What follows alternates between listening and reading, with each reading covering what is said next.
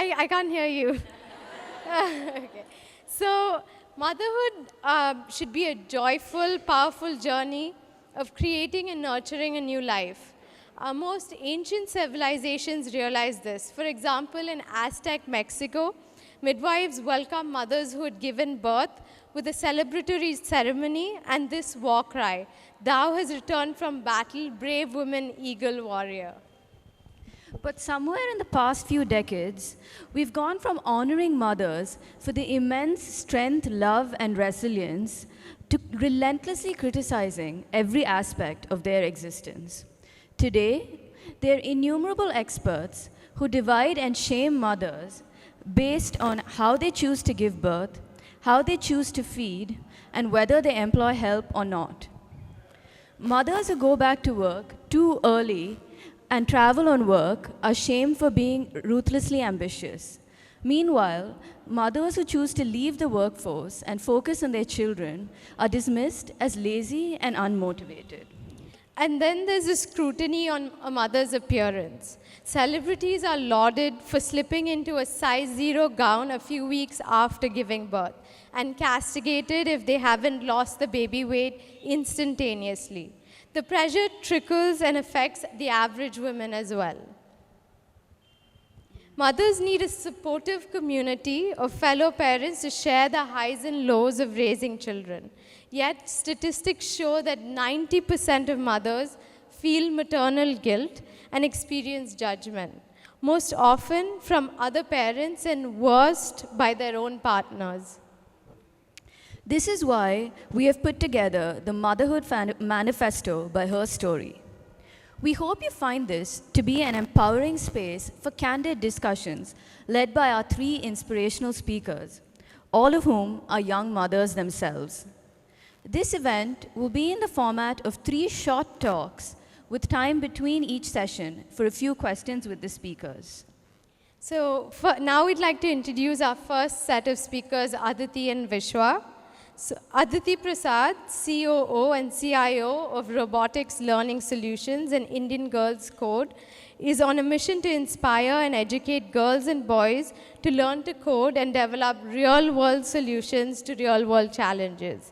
She was the keynote speaker at UNESCO's Policy Forum, Cracking the Code Girls' Education in STEM, in Bangkok in the August of 2017, to speak on Indian Girls Code. This is Aditi's free hands-on coding and robotics education initiative for underprivileged girls. Aditi has also been a TEDx speaker in Chennai and Bombay. Vishwa Dave, founder of Villa 17 and Embel Wish, is constantly changing the way Chennai perceives retail and fashion. With a decade's experience in luxury retail, her furniture store, Villa 17, is the first of its kind in Chennai. Through her consulting platform, Embel Wish, she brings new high-end events and experiences to Chennai. She has even been featured in Indian Express's 30 Under 30 list of influencers. Together, Aditi and Vishwa run Miniru, where they curate unique events and experiences for children in Chennai, Bangalore, and Coimbatore. Aditi and Vishwa, please join us on stage.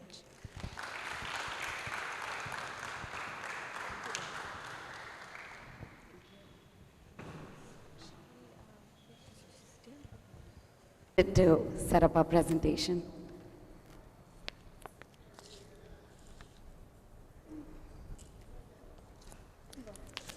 First slide. Yeah.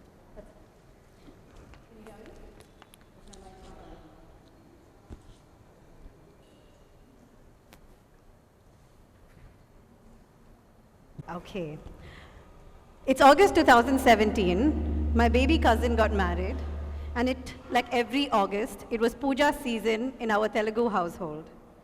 I was getting dressed in saris and salwar suits every day, adorning myself with colorful bindis and jewelry. My son, 18 months at the time, was fascinated. Wow, mama's wearing shiny and colorful things. And he was curious. He asked me if he could try on my bindis, and of course I said yes. He loves those colorful stickers in different colors and shapes and different colored stones. I mean, he wore it every day, even on holiday while eating his favorite bacon. What are bindis essentially? A sticker, right? And what do toddlers love? Stickers. So as any millennial mom would do, I posted this picture on Instagram, and lo and behold, we saw some shocking reactions. Babe, oh my God, so cute, but why is he wearing a bindi? And how are you okay with your son wearing a bindi? In my mind, I never looked through the lens, pink for girls and blue for boys. But here he was being judged, and my heart broke, but I said nothing. Even in today's day and age, in our privileged society, gender stereotypes strongly exist, and these stereotypes start even before birth, and it can continue for an entire lifetime. What a child is given to play and experience during their early years is an important indicator of what skills they're acquiring and what kind of person the child is going to be. And what goes on in a child's brain reflects what's going on around them. And if it's gendered, their brain will be gendered. So let me give you an example and take this one step further. If a girl is told that her body and her physical appearance is of primary importance, then she will grow up to subscribing to that very notion instead of thinking of something greater for herself. So the choices we make, right from the words we use to the experiences we give them, and the toys we buy can significantly affect their lives and whether they're already starting to rule things out for themselves. So at our recent Miniru event in Bangalore, a mother walked up to us asking us for toy recommendations for her 3-year-old child. Now at 3, we know that pretend play is really big with kids and with parents because we all know we can use some free time. So we suggested the newest kitchen set. Oh, but I have a boy, she said. Boys are more likely to be given Lego sets, building blocks, and vehicles, while girls are more likely to get domestically oriented toys, such as dolls, shopping carts, and tea sets. If anyone here has received gifts for their kids' birthdays, you know what I'm talking about. These choices made by parents, teachers, and society coerce children into a restricted set of choices based on their gender. While some parents think this is a simple choice between pink and blue, dragons or dolls, or tool sets and kitchen sets, this goes far beyond. These choices shape identities of your children.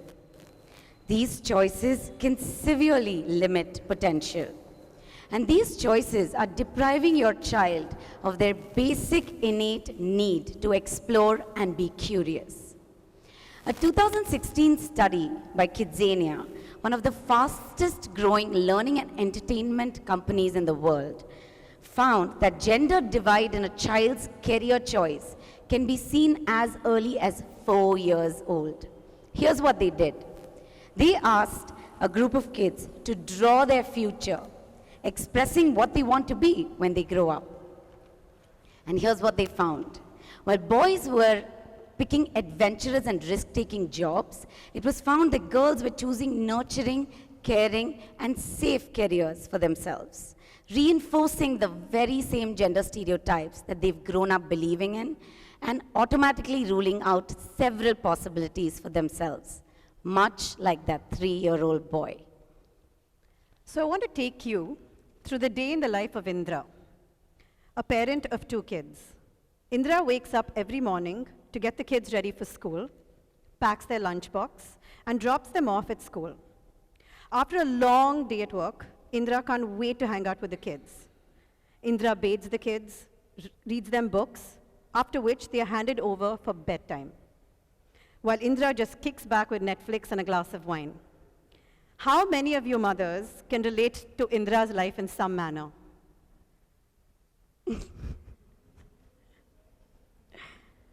Meet Indra.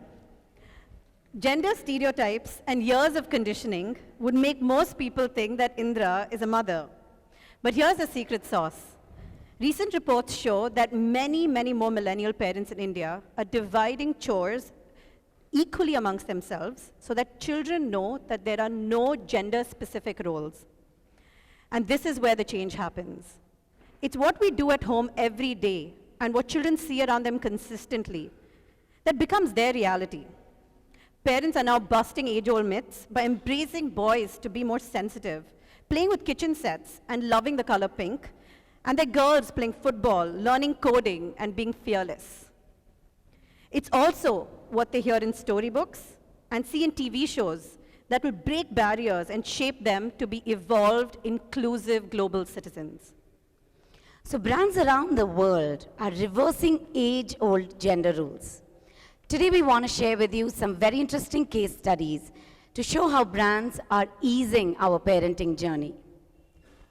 Gap-owned Banana Republic launched a collection of gender-less baby clothing 2 years ago.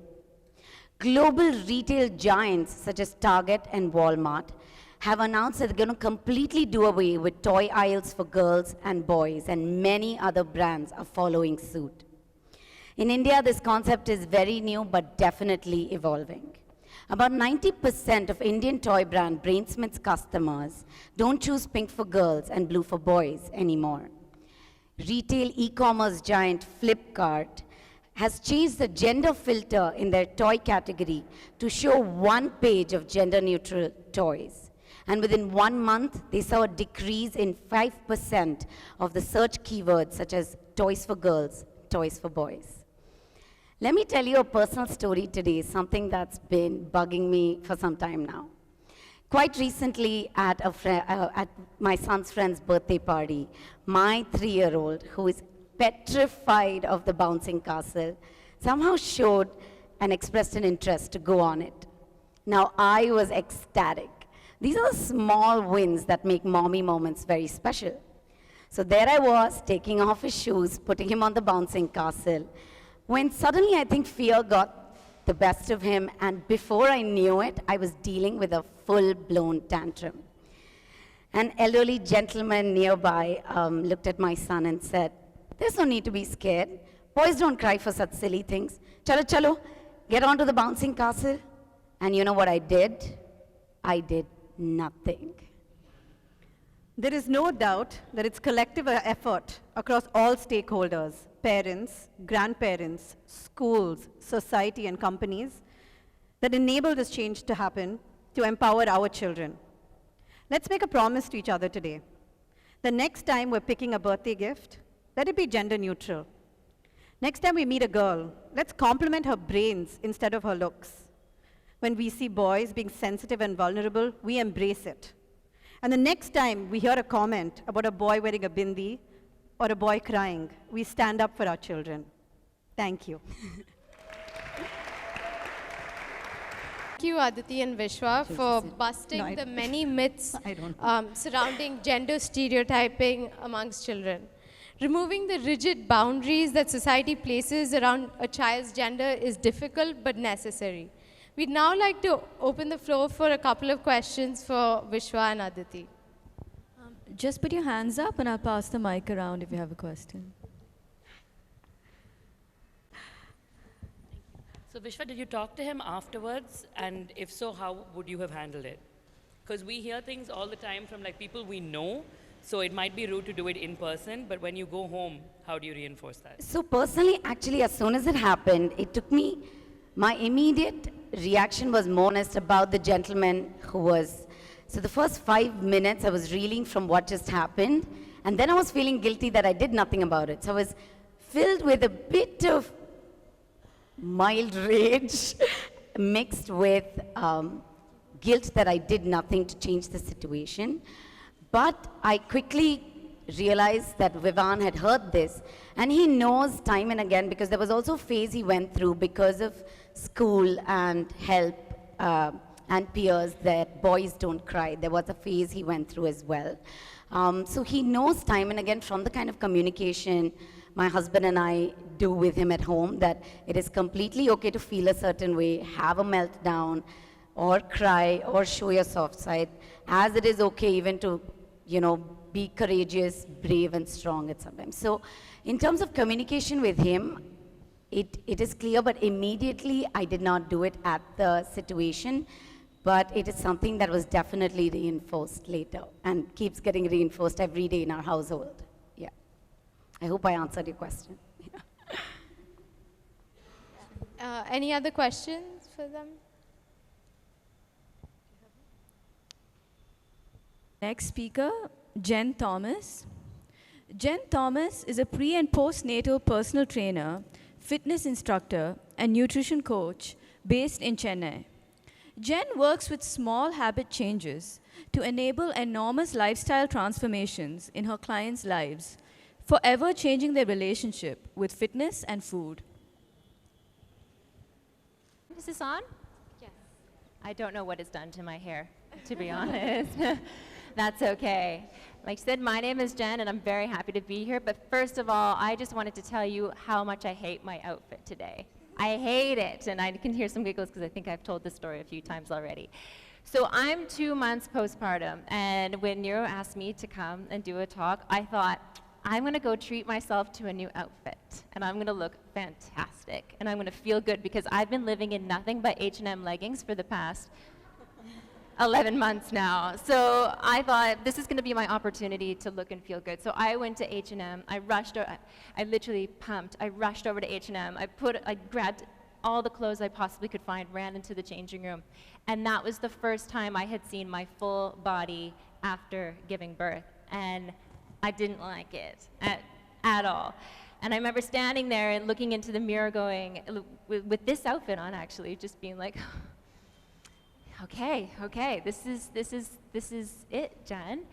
And why was I so affected by this? Well, I'm a pre and postnatal coach. I'm a nutrition coach. I coach weight loss, all these things, but I also coach confidence and empowerment and women to love their bodies no matter what stage of life they're in or what that body looks like. So here I was really upset looking at my own. That didn't feel right. It literally took me a few minutes. I looked at myself in the mirror and I said, you know what, I'm gonna buy this outfit. And I hope to God I like it by the time comes. Even though I didn't like it today when I put it on, I was like, I'm still gonna wear it for the story, pretty much. But to me, what it showed me, and what it kind of highlighted for me is that when we give birth and when we have a child, the first thing we do is we pour everything into the child, which we should do. Ourselves take second place a lot of the times in terms of self-care. But the problem with that is, and what society will often tell us is that that's, you know, sorry, I am very sleep deprived today with a 2-month-old, so thoughts are gonna whiz out of my head pretty quickly, is that you either love your body or you can hate your body. You either can look in the mirror and be totally happy with yourself or you're not. But I realized in that moment, I can be completely happy with myself as I am right now and still want to see change. And people will try to tell you that that's not the case. So I did a little poll on Instagram once I got back, and I thought, I want to know what other women have to think about this. I want to know what they have to say about wanting their body back postpartum. And what I got back from the women is that they mostly wanted their postpartum body back because of control. For 9 months or so, they've been out of control. They haven't known what's happening. They don't know what this means or what that means, or, you know, if they're getting the right information from their doctor, or, you know, what they heard from their mom-in-law is right, or what they heard from their mom is right. They've lost complete control, and they want that control back, and that often comes in the form of working on their body and through that self-care.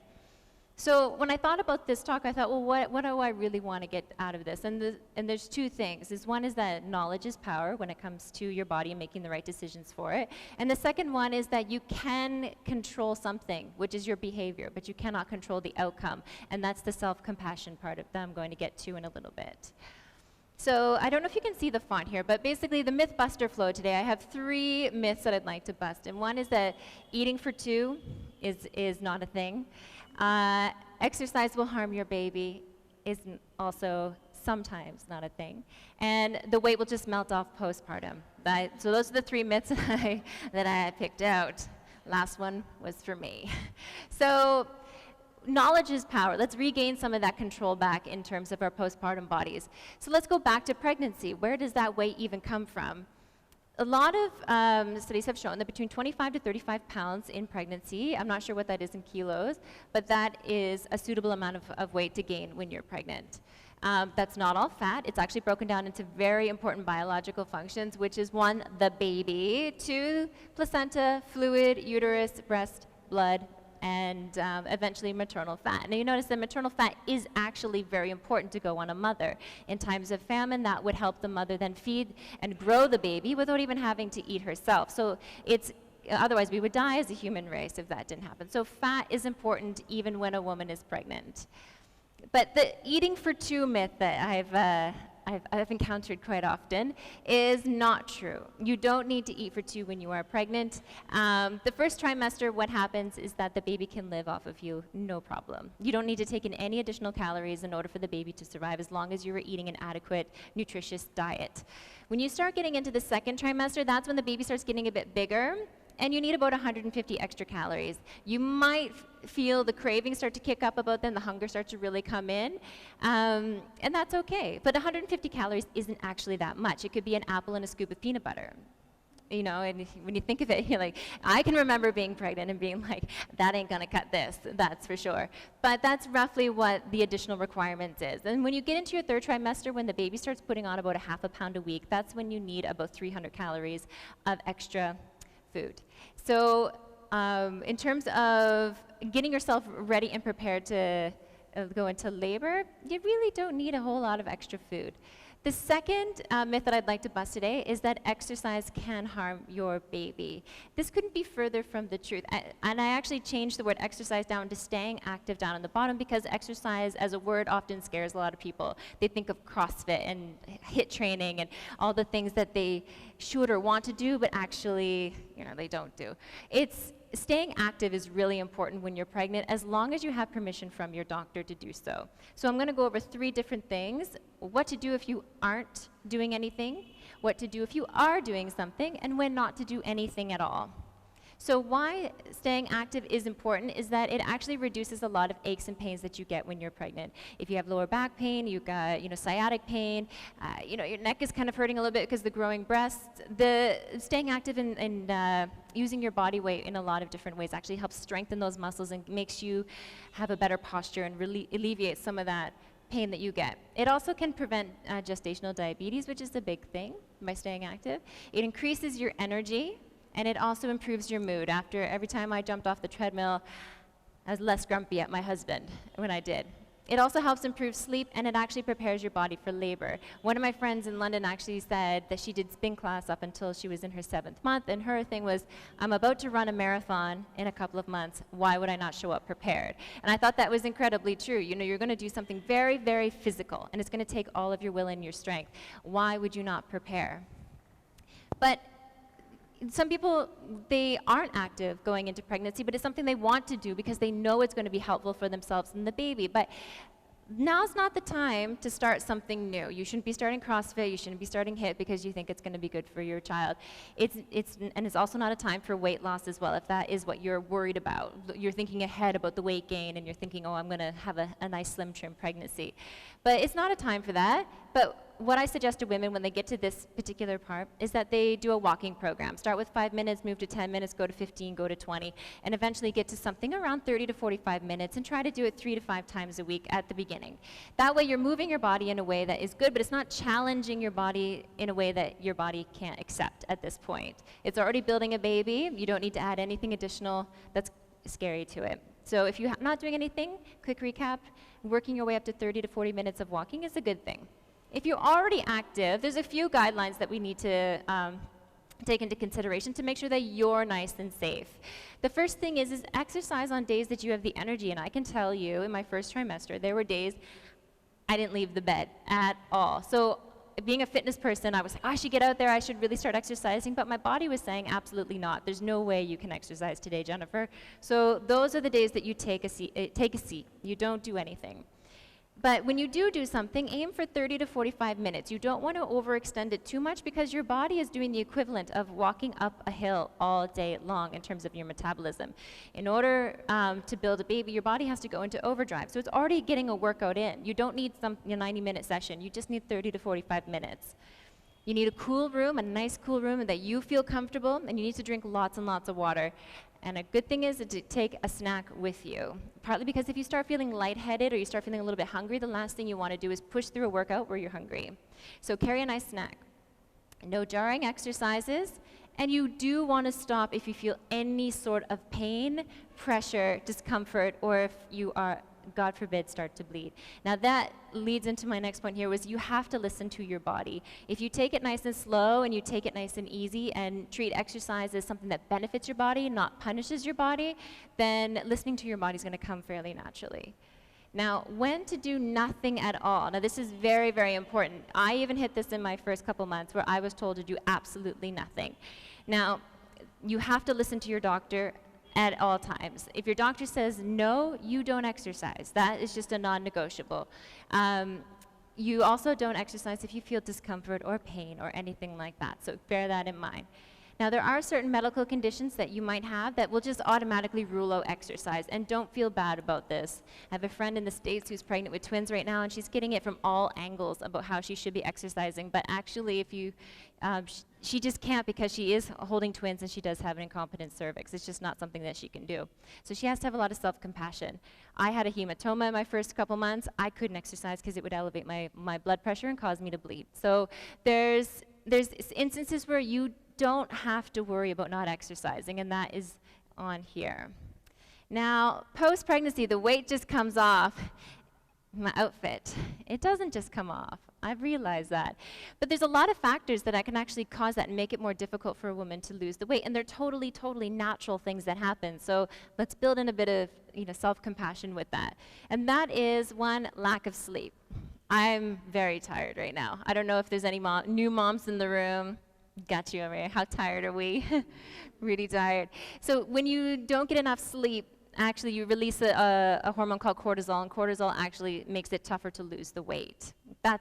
It's a biological thing. It's working against you. So if you can get a little bit more sleep, weight loss does tend to happen a little bit better. Also, you do have to take time off for recovery as well. If you got a C-section or natural, you still have to take some weeks out and not do anything. So that kind of limits how much you can lose and when. Also, you have hunger spikes. You can have hunger spikes through breastfeeding. It makes you a little bit more hungry. That's when you can eat up to an extra 500 calories. But what happens with people when they get those hunger spikes, they don't know what 500 calories are, and they just eat. And next thing you know, they're eating 1,000 calories and 1,500 calories, and they don't realize it. They're just like, I'm just hungry. And so that's another thing that kind of plays into the postnatal weight loss is the hunger spikes.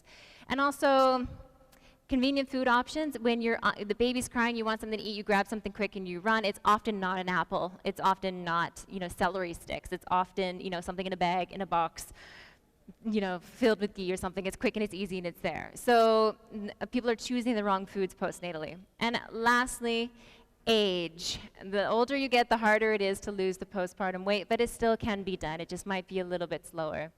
Now, I did say that there was two things to get control back, and one is knowledge is power, and two is that you can control your behavior, but you can't control the outcome. And this is controlling the behavior. So how we get back on track, and I wrote this as much for me as for anyone else, is one, you need to heal. That's why I put it number one. If you don't heal, your body's never going to get back on track. A lot of things happen to your body during pregnancy and labor that you need that time to get it back to where it can work out and it can function properly. So listen to your doctor.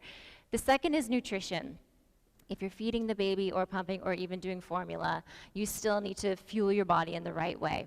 And so what that means is opting for whole foods. We're talking about fruits and vegetables, smart grains, lean meats if you're non-veg, and healthy fats. So you're not reaching for box stuff. You're not reaching for things in a bag or things filled with ghee. You're looking for whole food. So that's how we can start getting back on track. The third thing is exercise. When you're allowed to, you can start exercising again. I suggest to everyone to start a walking program that just gets the blood pumping, the blood flowing. You start feeling a little bit more connected to your body. You start feeling the muscles come together. You start feeling, your lungs breathing and your heart pumping, and you feel good. So just even starting with walking is good enough. And then you can move to other things the stronger you feel. And the last and final thing is you need sleep. End of story. Sleep is one of it's just the be-all and end-all to your health and your wellness. You should be getting about 8 hours, and try it. No, I don't. But it's going to really help your postpartum journey by getting your sleep.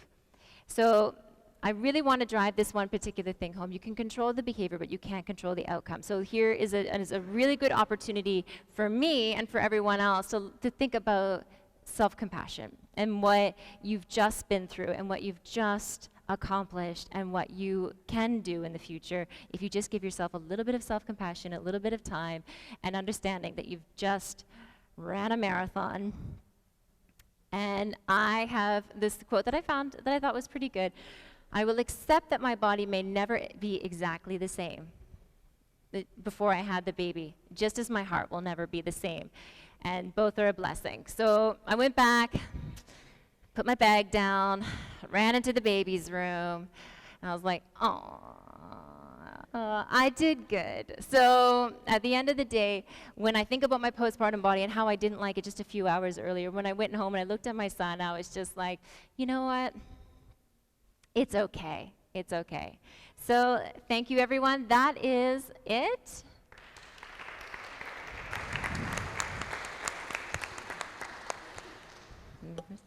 Thank you, Jen. As a mom of a newborn, we really appreciate you making the time to be here and to help us address pregnancy weight gain and the pressure society places on us to bounce back. Controlling your behavior and not focusing on the outcome is an important take-home for all of us. Any questions for Jen? We have time for a couple of questions.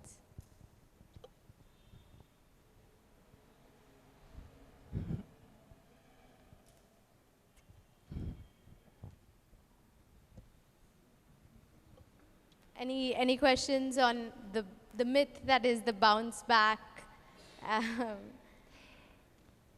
Because obviously it's a stressful when you're trying to get your body back too. And I know it's pre-pregnancy is a far dream, at least for I think most of us. But if you could give us like 3 really quick tips On getting your body back? Yeah. Oh no, just getting healthy more than getting your body back. Oh, okay. But like. Oh, so. More on 3 quick tips to get healthy. Oh, okay. Well, the first one is eating whole foods. The thing is, it's really quite simple, really, really quite simple. We make diet and weight loss and fitness and nutrition to be quite complicated. You know, you've heard of keto and intermittent fasting and this and that, and everyone wants this magical pill and the solution that's going to cause them to drop the weight, but it really is quite simple.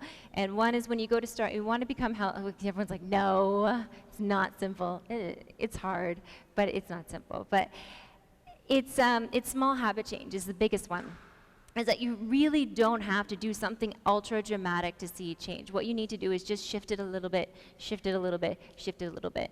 For instance, I'm not going to tell a postpartum woman, let's change your whole diet, because that is a form of control for her. That's what she eats, that's what she feels good, this is what's in the house, this is what the cook makes. What I'm going to do is get her to make one step in the right direction. Maybe let's take this sugar out from your coffee, maybe let's take out this snack, put in this snack. So one quick tip in terms of getting your pre-baby body back is to take a step in the right direction. Like, okay, take a look at your diet and say, what is one thing I can drop easily, without question? For me, that was my chai latte from Starbucks. Dropped it. I moved it to a cappuccino instead with less sugar. Very simple change. The second thing is when it comes to your exercise and your workouts, like I said, you don't need to do CrossFit and HIIT and that to get that body back. You just need to move. The main thing that people fail at is consistency. So even though the changes are quite simple, consistency is where people fail. So if you can just get on that treadmill for 10 minutes, awesome. Do that every day. And when you're consistent at that every day, go to 15. So the first one being just try to make a small change. The second one is jump on the treadmill, do something a little bit active, and do it every single day. And then the third one I'd have to say is, I will hammer this one home to everyone, is that sleep is so important. It's so, so important. It helps with our hormones, it helps with our hunger, it helps with our feelings of fullness after a meal. It makes us feel alert and happy. So if you were to do anything today to get that body back, make a small change, jump on that treadmill, and I even forgot what I just said now. That's great. Sleep. Yeah, that's how badly I need it. Thanks. All right. Anybody else? Any questions? We'd now like to introduce our third speaker for the evening, Antara Kothari Pandit. After working in IT services and the agriculture industry, Antara started her parenting blog, the Bubbly Blogcast, in December 2016. Her mission is to impact the lives of parents globally by encouraging them to share their unspoken parenting experiences. She is a doting mom to 5-year-old Dev and 2.5-year-old Shiv, who have been her inspiration for writing. She founded Teens Talk, an initiative for kids of all ages to work on their self-expression and nurture their passion for writing. With 12,000 readers in 10 countries, Antara is a featured writer for various print publications and news websites in India. She was chosen by Femina as one of the top 5 bloggers in South India. Antara is also the recipient of the Lifestyle Journalist Best Parenting Blogger 2019 award and the She the People Digital Woman Award 2019. She hopes to successfully publish her first book in 2020. Please join us on stage, Antara. For me? Yeah. Okay, firstly, thank you so much for the introduction, Niru and Vishala. Considering the field I'm in, I'm really, really glad that you guys planned this event today. I think it was much needed, and it is a very, very empowering topic, so thank you for that as well. So, as moms, we are really good at taking care of other people, but we are even better at neglecting ourselves. Happiness is an inside job. And I have always been a very firm believer in that we are responsible for our own happiness. We watch videos every day and we read articles about how the definition of a good mom is being able to put her child's needs ahead of her own and making sacrifices. Yes, ensuring that our kids are not deprived of the basic necessities in life and that we also walk that extra mile sometimes to make sure that they never really want for anything. When you ask a mother what she wants for her child, a very common response that you hear is, I want my child to be happy. But today, is it really that simple? Is that a realistic goal to have? And moreover, is that a burden, or rather an unfair burden, that we are placing on ourselves as parents, and moreover on our children? For me, however, the most vital question is, the choices that we make to uphold our children's happiness are those negatively impacting our own choices for our own happiness. It is a known fact that a mother's happiness has a direct impact on her child's. They feed off the vibes that they get from their parents. The law of attraction states that when you magnetically draw things vibrating on the same frequency, you will end up with the good things in life. So if a mother is giving out positive and happy vibes, her children eventually attract this and it gets imprinted on them. So, is it really a radical notion that a parent's happiness matters? Can we shift from child-centric parenting to mom-centric parenting? We all have this image of an ideal mother in our minds. Many women think that good enough, which was a phrase coined by the pediatrician and psychoanalyst Donald Winnicott, is not acceptable. Why? Because it sounds like you're settling. But striving for perfection always sets you up for shame and guilt, because the choices that you make in striving to be that perfect mother is really in alignment with the choices that you make for your own happiness. Erinda Shah, who is the founder and managing director of Mental Health First Aid India, and someone who I know quite well, recently said to me that the definition of good mental health varies from person to person. So the choices that a person makes does not have to fit in with what others expect. Making choices is our right in every aspect of our lives. There was one particular instance in my life as a mom which has made a huge impact on me and which makes me think that a parent's happiness should not be radical, but it should be more natural. I vividly remember Saturday, September 14th, 2014, as if it was yesterday, because that was the day that I realized the importance of personally connecting with our feelings and our emotions and making choices that directly contribute to increasing our overall levels of happiness. Dave, my eldest son, who is now about 5.5 years old, was 3 weeks back then on this day. And I remember one afternoon, he was fast asleep in his bassinet after grueling 4-5 hours of cluster feeding. Now, Google, which had fast become my sworn enemy by then, had told me that cluster feeding happens only in the evenings. But somehow with Dave, it had been happening the entire day. Every day since he had been born had passed with him crying more than he was sleeping and pooping. And I was wondering why. I knew on some level that he wasn't getting enough milk and the top-up feeds were not helping. I had heard that motherhood was very overwhelming and challenging the first couple of months, but I didn't know it would be like this. every time I thought about feeding, I had tears sliding down my face and falling and mixing with his tears, which made it even harder. And at that point, when my appetite was supposed to be at its best, considering I was feeding, the only food that my stomach saw was a slice of toast at 6 a.m. after, again, a non-stop night of feeding. And at that point, like most of us do, I was staying at my parents' house the first 2 months, and every time we sat down to have a meal, instead of eating, I would want to run up to my room and cry and slam the door. So later I realized that this was a very evident case of mild baby blues. So at that point, my mom and my husband, who had been my village at that point, looked at me and said, formula. And of course, my immediate reaction was no. Of course, what kind of a mother would I be if I didn't try some more? Society and its rules had conditioned me to believe that breast is best. So, of course, I went along, I called up my gynecologist, and she gave me a list of lactation medicines and home remedies to increase my milk supply. But the minute I thought about feeding, I so clearly remember my body recoiling and a deafening warning bell going off in my head. An interesting fact that I read was by the National Family and Health Survey, which says that 56% of children in rural areas are exclusively breastfed, while in urban areas it is 52%. Dr. Supraja Chandrasekhar, who is a pediatrician from People's Tree Hospital in Bangalore, talks about how the mindset of moms has changed over the last few decades, and she says that moms are more aware these days of the various feeding options in front of them rather than a few decades ago. My question, though, is if we are aware of that, why are we not using those options? So even for me, when it came to thinking about formula feeding, I was more concerned about other people's perceptions of me rather than my own emotional stability and happiness. So I made the difficult decision, and I switched Dave over to NanPro, and he was a completely different child from the very next day. He stopped crying, he was sleeping. I stopped crying, I was able to move out of the room without a baby hanging onto my breast and away from the TV, which had become my best friend at that point. So based on my personal experience, I realized that fed is best.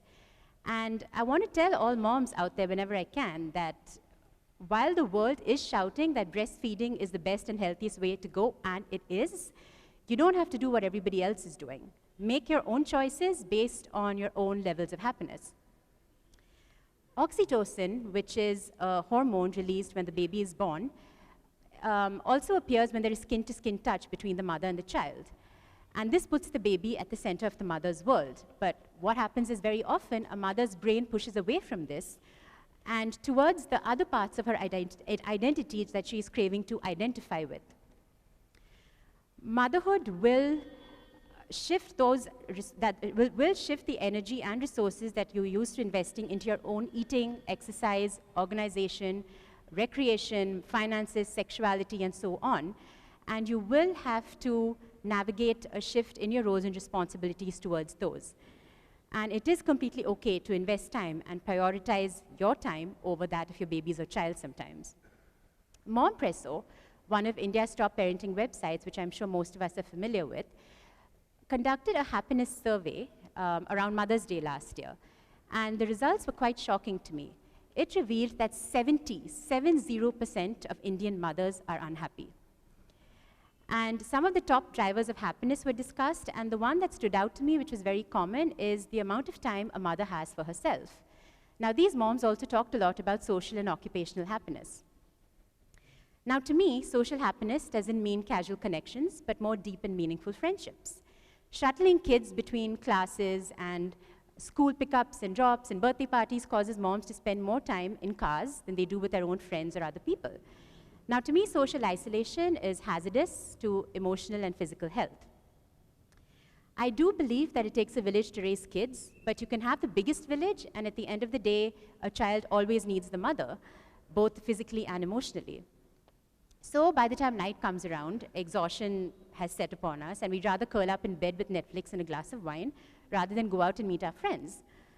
However, for me, after a grueling and unforgiving day of writing and meetings and birthday parties and school, I would like to go to Radio Room. So with some of these lovely friends of mine sitting here. So it's not uncommon on a Wednesday night to see me with a glass of Jacob's Creek Pinot Noir champagne in one hand dancing to Shape of You, but with every bone in my body aching with exhaustion. But needless to say, the days that I do spend with my friends in the evenings are the happiest, even though it means a little less time with my kids. Now, this Momspresso survey that I mentioned earlier also revealed that from the pool of moms that were polled, 57% are not a part of the workforce. Now, this is where occupational happiness comes in. I went back to work when Dave was about 8 to 9 months old, and to be very honest, the number one motivating factor for me was so that I could push this all-consuming identity of motherhood to the back burner for just a little while. And needless to say, there was tremendous guilt that was weighing on me the first couple of weeks, and I had this incessant feeling that I was a bad mother, but that got better over a period of time. And the benefits far outweighed the guilt that I felt, and the most important benefit was that the kids became a lot more independent. So it's not set in stone that once you have kids, there is no going back to work and you can't follow your dream. I think everybody is passionate about something, and pushing that passion away is not necessary, considering what anybody's husbands or in-laws or family members might say. I think we all face obstacles and challenges in some form along the way, but once we persevere, it is our inner goddess that will be left. It is okay to give yourself permission to prioritize and work toward your own happiness, even if that means your children don't get 100% of your energy 100% of the time. I read a very interesting blog article a few days ago titled, "Hey woman, be yourself, love yourself unapologetically." Now just replace woman with mother. The author Meera talks about how if you are not truly happy yourself, there is no way you can be responsible for anyone else's happiness. So if there was one message I had to give my kids growing up, it would be to always grow up craving that inner flow of contentment. So I want to end by also telling you what my elder son Dave said to me a couple of days ago. So I was working, and he was sitting there doing some pretend play on the side, and I suddenly caught him staring at me out of the corner of my eye. So I turned around and I asked him what, and he said, "Nothing, Mama, you just look so pretty when you're working. You're always smiling. You look happy." Thank you. Thank you, Antara. That was very insightful. The happiness of mothers is largely ignored at the expense of protecting the happiness of children. Like they say during the in-flight safety instructions, please put on your oxygen mask before assisting your child. Now we'd like to entertain a couple of questions for Antara.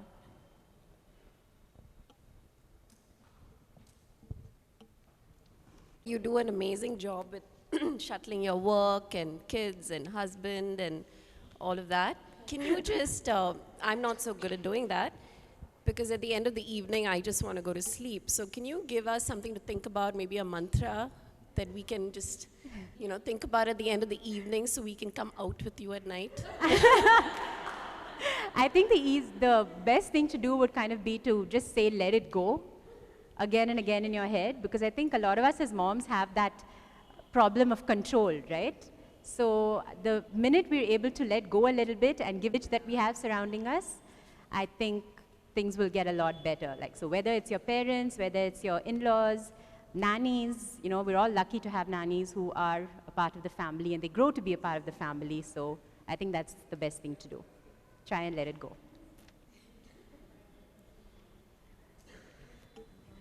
Any other questions?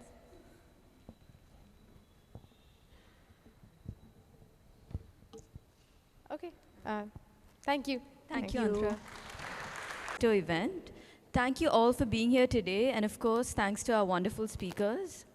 Our sincere gratitude to Pooja Reddy and Acropolis for offering us this wonderful space.